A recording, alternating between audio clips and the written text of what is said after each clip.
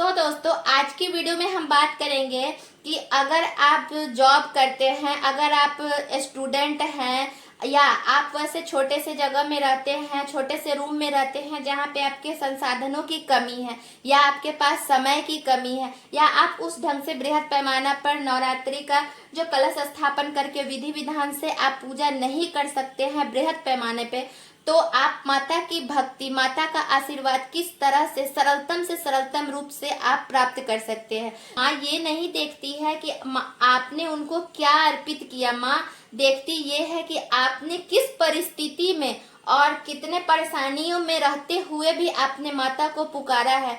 और इस ऐसे में दोस्तों माँ की ममता तो ममता होती है। आप एक बार अपने दिल से उनको जिस भी परिस्थिति में है पुकार के देखिए, वो करुणामयी माँ है और आपके संकटों को दूर करने के लिए आपके मनोकामना बात करेंगे।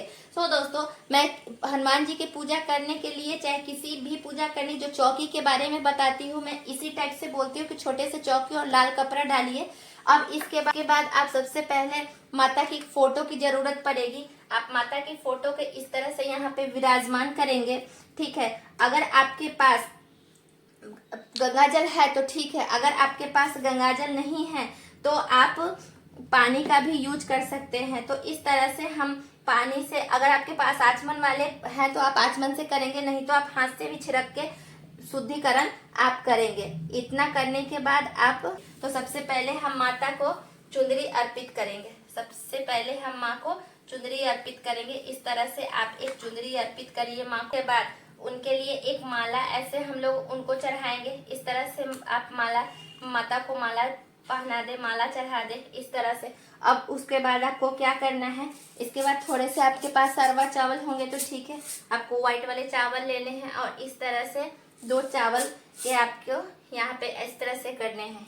ये करने के बाद आपको गणेश भगवान की, अगर आपके पास कोई मूर्ति होगी तो आप उन्हें स्थापित करेंगे। अगर गणेश भगवान की मूर्ति नहीं होगी तो आप कसैली ले लेंगे और 2 कसैली लेंगे गौरी गणेश के स्थापना के लिए। तो सबसे पहले हम गणेश भगवान की यहाँ पे स्थापना करेंगे। उसके बाद गौरी के लिए हम गौरी के रूप में एक यहाँ पे कसैली स्थापित करेंगे। इतना सब कुछ करने के बाद अब उनको एक माला अर्पित करें। दोस्तों अब आपको कुछ फूल की जरूरत पड़ेगी। तो चढ़ाने के लिए सबसे पहले हम गणेश भगवान को फूल अर्पित करते हैं। गौरी गणेश को ही सबसे पहले नमन किया जाता है, उसके बाद हम माता को फूल अर्पित करते हैं। तो इस प्रकार से आप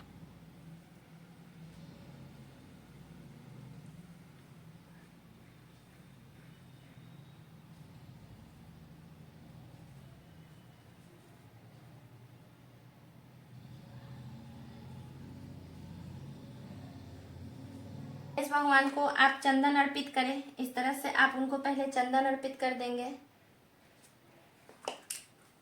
उसके बाद आप सिंदूर लगाएं। उसके बाद आप माता को सिंदूर लगा देंगे। इस तरह से आप सिंदूर अर्पित कर देंगे।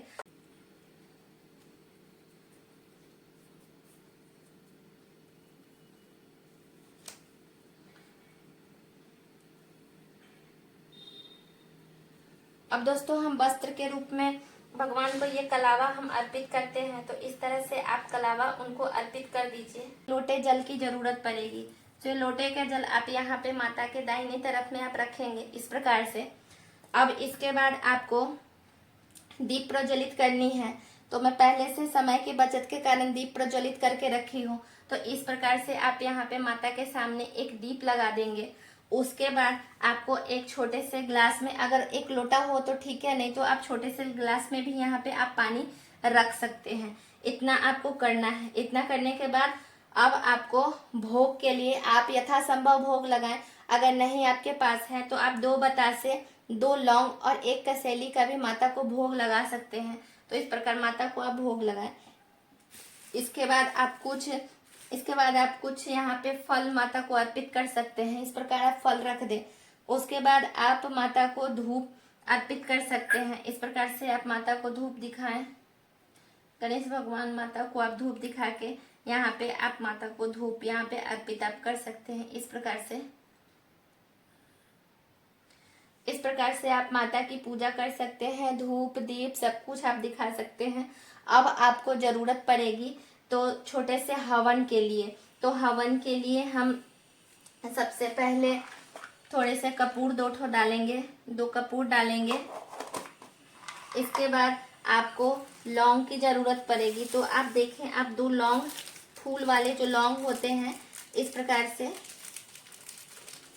प्रकार से जो फूल वाले लौंग होते हैं, उस फूल वाले लौंग को आप घी में पहले से भी डुबो के रख सकते हैं या आप यहाँ पे रख सकते हैं। अब आप इसमें मिट्टी के बर्तन का यूज कर सकते हैं, इसमें कोई दोष नहीं रहता। अगर नहीं है कुछ तो मिट्टी का बर्तन आप मार्केट से खरीद के लाएं, बहुत ही सस्ते में मिल जाती है, 10 से 20 रुपए में आपको मिल जाएगी। तो इस प्रकार से आप लौंग इसमें डाल के आप हवन प्रज्वलित कर लें और इस प्रकार से आप 5 आहुति दे दें।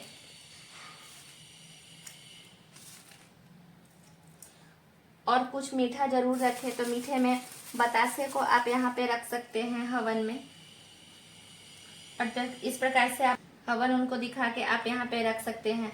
अगर आपके पास एक्स्ट्रा दीप है तो आप यहाँ पे एक्स्ट्रा दीप यहाँ पे लगा सकते हैं, या आप कपूर से भी माता को यहाँ पे दिखा सकते हैं। अगर नहीं है तो कोई बात नहीं, आप यहाँ पे जो दीप आपने माता को प्रज्वलित किए उसी से ही आप माता की आरती गा सकते हैं। सो दोस्तों, आप इतना चालीसा पढ़ते हैं तो चालीसा पढ़ लें और 108 बार माता का निवारण मंत्र होता है, ओम ऐं ह्रीं क्लीं चामुंडाय विच्चे।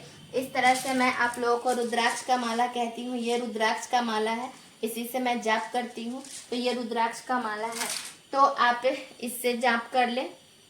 और अगर आप दुर्गा सप्तशती का पाठ करना चाहते हैं तो ये दुर्गा सप्तशती की किताब है। इसको कैसे पढ़ना है, 9 दिन तक आपको क्या क्या चीज़ पढ़नी है और किस प्रकार से पढ़नी है, सो मैं आपको नेक्स्ट वीडियो में बता दूंगी। आई होप दोस्तों मैंने सब कुछ आपको बहुत ही प्रैक्टिकल से करके दिखाई हूँ। आप लोगों के पास कितना भी कम संसाधन है और कितना भी कम समय, इतना चीज़ आप आराम से डेली पूजा में 15 से 20 मिनट में आप कर लेंगे दोस्तों। तो ये इस तरीक़ा से आप अपनी पूजा को संपन्न करेंगे। अगर वीडियो अच्छी लगी है तो वीडियो को प्लीज़ ज़्यादा से ज़्यादा शेयर करें, ताकि हर कोई जान सके कि आप सरल से सरल विधि से आप माता की पूजा बिना कलश स्थापन के आप कैसे कर सकते हैं। एक बात मैं और आप लोगों को बता देती हूँ कि अगर आप इतना ही करते हैं, चाहे जितना भी आपको सक्षम है, आप माता की पूजा करते हैं, अगर आप फलहार पे कर सकते हैं तो फलहार करें, और नहीं तो कम से कम आप सात्विक भोजन खाएं, बिना लहसुन प्याज का। आप 9 दिन तक भोजन आप करें और इसके साथ ही आप चालीसा पढ़ना चाहे तो चालीसा पढ़ें, और नहीं तो सप्तशती पढ़ना चाहे। ज़्यादा से ज़्यादा इस वीडियो को शेयर करिए और प्लीज़ आप लोग अपना साथ और प्यार इस परिवार को इसी प्रकार से दीजिए। मैं बताऊंगी कि किस प्रकार से आपको दुर्गा सप्तशती का पाठ करना है। तो मिलते हैं दोस्तों नेक्स्ट वीडियो में, तब तक के लिए जय माता दी।